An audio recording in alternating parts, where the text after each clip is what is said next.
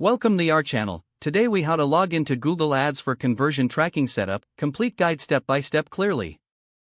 Open your preferred web browser. Type ads.google.com in the address bar and press enter. If prompted, enter your Google account email address associated with your Google Ads account. Click the next button. Enter your password and click next again. You will be directed to the Google Ads dashboard. In the upper left corner, click on the tools icon shaped like a wrench.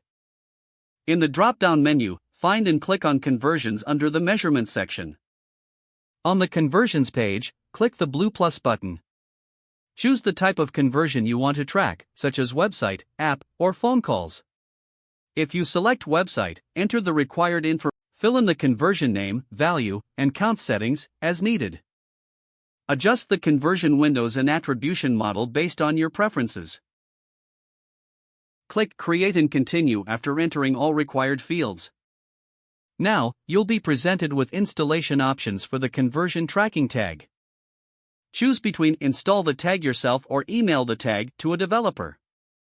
If you select Install the tag yourself, follow the provided instructions to copy the tag code. Add the tag code to the appropriate web page as instructed.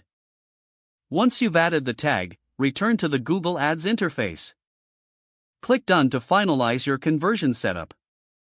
Your new conversion action will now appear in the list.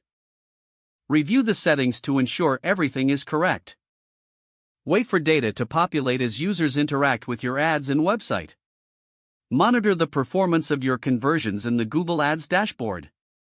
Make adjustments as necessary to optimize your campaigns based on the conversion data. If the page does not load, refresh the browser or try again in a private or incognito window. Make sure you are using the correct email address, then retype it carefully to avoid small typos. If your password is not accepted, use the reset option and create a new strong password you can remember. Check your spam folder for verification or security emails, then complete any requested confirmation steps. Don't forget to like this video and subscribe to our channel for more step-by-step tech guides.